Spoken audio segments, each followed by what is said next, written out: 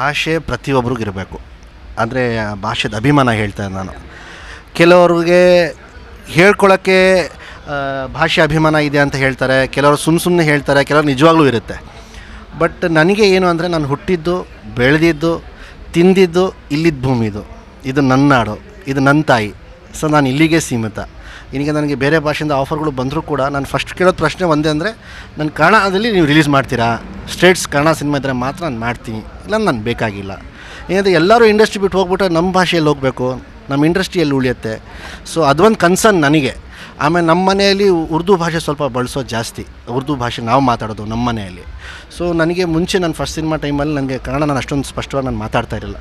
So ಸ್ವಲ್ಪ ಕ್ಲಾಸಸ್ಗಳು ತೊಗೊಂಡೆ, friends ಮಾಡಿಕೊಂಡೆ, ಯಾರು ಕನ್ನಡ ತುಂಬ ಸ್ಪಷ್ಟವಾಗಿ ಮಾತಾಡ್ತಾರಲ್ಲ ಅವ್ರ ಜೊತೆ ಎಲ್ಲ ಬಾಂಧವ್ಯ ಮಾಡಿಕೊಂಡು ಫ್ರೆಂಡ್ಶಿಪ್ ಮಾಡಿಕೊಂಡು ಹೀಗೆ ಮಾತಾಡ್ತಾ ಸ್ವಲ್ಪ ಇಂಪ್ರೂವ್ ಮಾಡ್ಕೊಂಡಿದ್ದೀನಿ ಅಂತ ಅಂದ್ಕೊಂಡಿದ್ದೀನಿ. ಅದಕ್ಕೆ ಆ ಕಾನ್ಫಿಡೆನ್ಸಿಂದನೇ ಈ ಸಿನಿಮಾಗೆ ನಾನು ಡಬ್ಬಿಂಗ್ ಮಾಡಿರೋದು.